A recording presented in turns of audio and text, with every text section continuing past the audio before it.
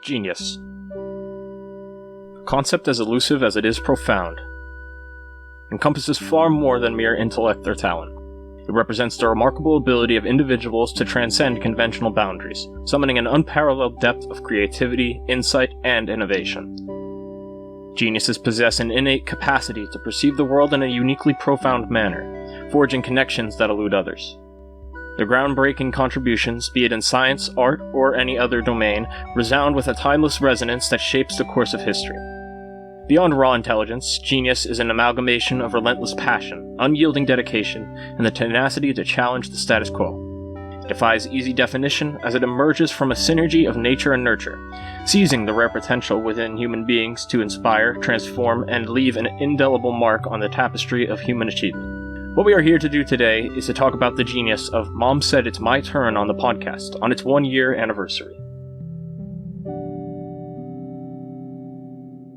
Mom Said It's My Turn on the podcast had its humble beginnings in August of 2022, when best friends, business partners, and co-hosts Brandon and Victor closed their 4,000-mile gap from Panama to Pennsylvania to Colorado to begin their startup in Brandon's dorm room.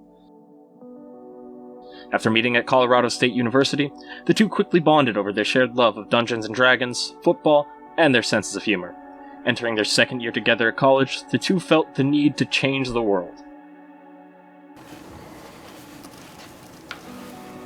Are we rolling? What compelled you to start Momscast? What compels anybody to do anything, you know? Like, the greatest minds of the past, you know? Like, what inspired Da Vinci to paint the Mona Lisa? What inspired Rivers Cuomo to record the Blue Album by starting Weezer? Some people just have a calling for greatness, you know? Like, I don't think great men are made, I think they're born. You're either a hero or a zero, and I'm not a zero. How did you meet Victor? I met Victor on my first day on my own at Colorado State University. Victor lived 2 doors down the hall from me. I didn't know that at the time. My parents had just left. I had just driven them back to the airport, and after I got back into my dorm building, I was checking my mailbox, and I saw Victor. Well, Victor saw me checking my mailbox, and I was wearing a Dungeons & Dragons t-shirt, and Victor stopped me and said, "Hey, do you play?" And I was like, "What?" Because I forgot I was wearing a D&D shirt. So I was like, "What did you say?" And he said it again, and I still couldn't hear him. And then he said, "D&D, do you play?" And I was like, "Oh, yeah." He was like, "Oh, I do too." I was like, "Oh, cool, what room are you in?" And he said, 336, I was in 340. And he has been my ball and chain ever since. The first episode, Momscast Back in Action, was released on August 16th that same year. Coming in at 53 minutes, Brandon and Victor lay the foundations of Mom Said It's My Turn on the podcast, showing the sparks of brilliance that would lead to the podcast becoming the phenomenon it has exploded into. The mid-rolls, the ending bits, the conversation topics, while rough, are present and an excellent introduction to the minds of Brandon and Victor. We good? You know, Momscast is really an art form, and you know, you might say that like podcasts are an art form and all that, but I think that Momscast is something special. You know, it's something unique. At the end of the day, Brandon and Victor, they have a message that they're trying to tell us all, and you know, it might be cryptic. You might literally have to decode it on their Twitter. But at the end of the day, you know, it's something worth listening to. It's not our job to reply. It's our job to listen.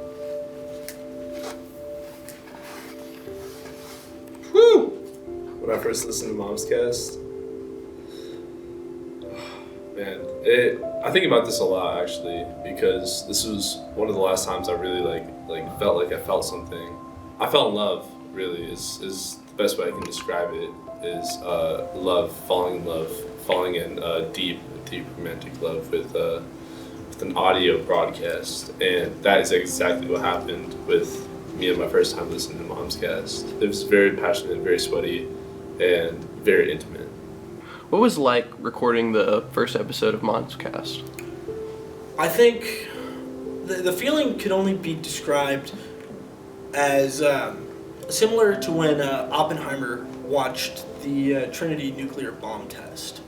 Understanding that you've created something so powerful that it has the ability to shape the course of human history as we know it moving forward. You know, that first episode, we finished recording it, and Victor and I both just kind of had to sit there in like shock and awe, to be honest, because we weren't aware of the fact that we could create something so moving in a 50-minute podcast between a white man and his other male friend talking about nothing in particular for about an hour. It was really something special. Personally, my experience with the genius of Brandon and Victor goes back, I would say, approximately 11 months. You know, when Brandon and I first started the RA job, you know, we became fast friends. And as soon as I met Victor, I knew that they had something special. Frankly, I was kind of concerned that it was romantic. The fact is that Brandon has the makings of a raving lunatic, and Victor enables him. The lunacy that I proclaimed earlier is, in fact, something beautiful. Victor is able to help Brandon channel it into something beautiful. Something called Mom Said It's My Turn on the podcast. Did you know this first episode would kickstart your multimedia empire? I think I touched on that a little bit in my last answer, but I think so. I think Victor and I, you know, once we figured out that we had something, we immediately rushed to file all the paperwork for Momscast LLC. We immediately set up overseas bank accounts for tax reasons. We made sure that we filed all the business paperwork in the state of Texas to reduce taxes coming in so that Victor and I could maximize the amount of money that we were placing into our own pockets. I really think that the thing that sets Momscast apart is instead of two white guys with a podcast, it's a white guy and a Hispanic guy with a podcast.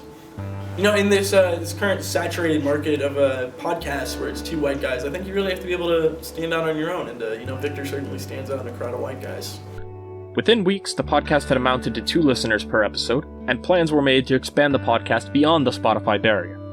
On September 17th, just 1 month after the podcast launched, the video endeavors of Brandon and Victor finally blossomed and the first YouTube exclusive was released. The shock collar citizenship test video was an instant success, showcasing the chemistry of these two minds, and an idea unheard of before, using a shock collar to penalize a foreigner trying to prepare for the United States citizenship test. I think that Victor and I realized pretty early on that just having a podcast wasn't going to cut it. You know, we had too many excellent creative ideas to just kind of squander it on just the podcast, because like a podcast is primarily, it's an audio medium. You know, like you can do all this silly song and dance you want. You can point cameras at the people and go, actually it's a video now, and it's still a podcast, you know? With a video though, if you have an engaging video, you can hold someone's attention forever. And I think that's when Victor and I realized we needed to start spreading our creative wings into the land of video content on YouTube. I had purchased a shock collar at the request of a former partner as something to spice up the bedroom, and she ended up not liking it, and that left me stuck with a electric dog collar I didn't really know what to do with. And Victor told me that he had to start studying for the citizenship test in case his green card wedding fell through. And, God bless his heart, it did. Sorry, just hard to talk. And so I figured, let's kill 2 birds with 1 stone. Victor, I will help you study for this citizenship test, and we can use this shock collar that I've had no use for a year after my bitch ex-wife left me. With the growing success of the podcast and YouTube exclusives, it only made sense to the genius minds of Brandon and Victor to begin expanding what the podcast itself could be. And that began on September 15th with the release of Momcast is Hungover, featuring Logan. The first episode with a guest was a gamble Brandon and Victor had to take, knowing it could jeopardize the main point of their podcast, the chemistry between these two best friends. However, their risk paid off, and Logan would quickly become a favorite among podcast listeners, and with the wider social media crowd as he became heavily involved in the marketing of Mom Said It's My Turn on the podcast. You know, Brandon and I were chilling, up in the room, shooting the shit, and we thought, why don't I just hop on the podcast? I mean, Brandon and I's conversations, as you know, stellar, like good stuff, And so what we decided to do is have a beer after a football game, and it became something beautiful. I don't know. I was hungover, and Brandon and Victor hit me up, and they're like, "Hey, we're do you want to be on an episode of Momscast?" And I said, "Oh, do I?" And I dropped everything I was doing that day. I had plans to actually meet the former president, Barack Obama, but I dropped those plans and came to be on the podcast because, you only get this kind of opportunity like once in a lifetime, and so. What was it like recording with Brandon and Victor? Frankly, like a tiny bit scary. These are two professionals, like masters of an art form, and I'm over here. It's my first time on a damn podcast. But, as soon as I sat down in that chair, cracked open that ice cold beer, I felt different. I felt good. The words, they started flowing. I think that being on a podcast, it actually like helps you speak. You feel almost like, you feel empowered to talk, empowered to conversate. And the quality of the conversation when on a podcast, while in the moment it might feel a little bit superficial, in reality, the way it sounds, the way the media becomes it's really something special, and working with Brandon and Victor really taught me that. What was it like recording with Victor and Brandon versus Logan and P Money? Well, it was definitely different because recording with Logan and P Money, I didn't feel like I was working with the same caliber, I suppose, of producers that I was used to with Brandon and Victor. And that's not to throw any shade or any to diss P Money and Logan at all, because they're both brilliant. I'll take off my hat for them. But Brandon and Victor are some of the most talented individuals I've ever met, and recording with them was such a gift. Really, it was incredible. It was really incredible. It was amazing. So I think branching out to add guests to the podcast was one of the most difficult, high-risk things that Victor and I had to do. And I think that ultimately that risk paid off tenfold, potentially even hundredfold. The first guest, Logan, great guy, really great guy. Bit of a booze problem, but ultimately that episode ended up being really good. We just kind of edited out most of the drunken rambling of Logan, and that ended up coming out really well. P Money, not much to be said. The one and only. She's irreplaceable. Momscast's #1 fan until she stopped listening to it, and then she started listening to it again and came back for another episode to help us out. Really, just great person. Kristen, the Kristen episode ended up getting scrapped in development because of some technical issues, because I borrowed some equipment and it ended up being completely corrupt. And ultimately, that's probably for the best, because one of the bits in that episode was us talking about Neon Genesis Evangelion, and Victor decides that the most logical course of action is to pull up on the computer screen, which ended up going onto the TV screen. And so there was a solid 5-10 minute bit in that episode where we talk about Neon Genesis Evangelion. We had Addie on next. Addie was interesting. We always like having women on the podcast, just because we receive complaints that when we have a third man on the podcast, we get a little dude bro-y. Adam was fantastic to have. It's just, we had footage of animals on the TV screen just to keep us occupied, because we need Subway Surfers because of TikTok. And we got to a bit where there were some chimpanzees hollering, and we had the TV on mute, but Adam really felt the need to holler in place of the chimpanzees, so we had to cut out about 10 minutes of footage from the episode where Victor and I are trying to calm Adam down as he just prances around the room just making chimpanzee noises. But aside from that, great guy to have on, great energy guy. Asked him to come back, help out with the April Fool's episode. John is just local legend back home. He was in a band back home. It's always fun having guests on. We're trying to find more. We got some in the lineup. We have some people who we're trying to get on. It'll be a good time. The podcast would receive its largest boost in popularity when Brandon posted a TikTok around Christmas time dunking on himself using jokes that blurred the line between reality and bit. The TikTok Brandon made did the numbers, and the brilliant mind at Momscast followed that up with their first special episode. After months of brainstorming, Brandon and Victor recorded an episode of the podcast as they walked to Fat Shack. The episode showcased their creative brilliance, and after 10 more episodes, a second one was produced. This time, Brandon helmed the monumental task of directing and producing 3 audio dramas. Momscast 20, Momcast Presents a Night at the Theater had 7 cast members and 3 unique plays, each with their own tones and messages. The episode remains their most impressive creative feat to date. So, I think in retrospect, we shouldn't have made the TikTok. So, the TikTok was me posting slides. It was a slideshow TikTok, detailing my stats in the National Baddie Fumbling League. I included some real stats, such as 1 hookup with X, and 2 crushes on lesbians, 47 she wants me for reals, and getting led on for 9 months by a girl with a boyfriend. But I did have a couple of jokes in there. Like, I think I had 40-0 Tinder match to hangout ratio. The actual number ended up being closer to 60-0, so it was we have some jokes in there, So the TikTok ended up going viral.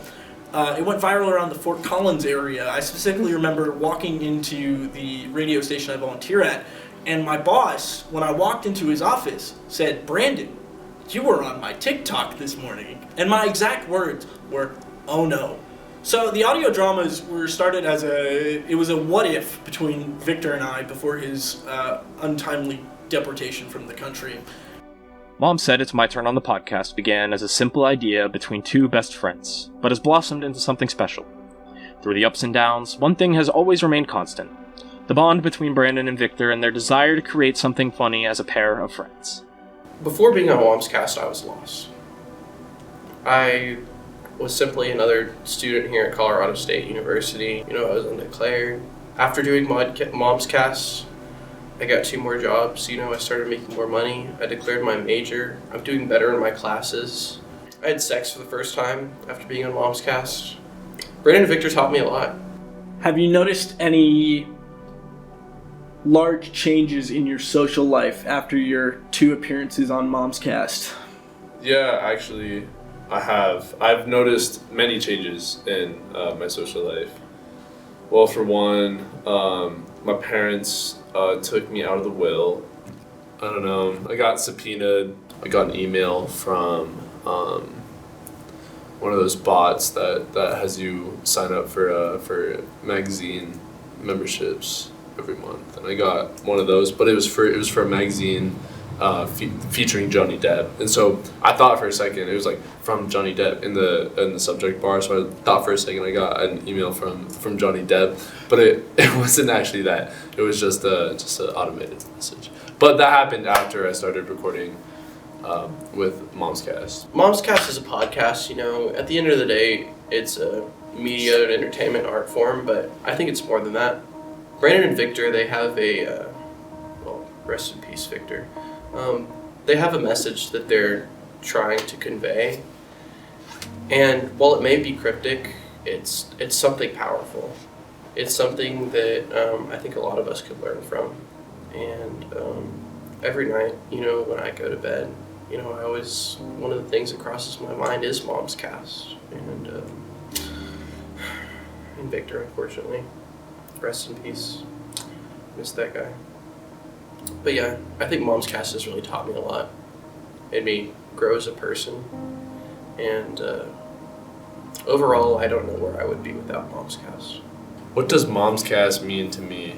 Well, Momscast to me means more than anything. It means family. Momscast has a sense of belonging. It reminds me of being in the womb, and it reminds me of sitting in my mother's stomach and growing as into a human being, and that's what Momscast is to me. You know, at its core, Momscast is really just two best friends trying to share their friendship with the world, you know?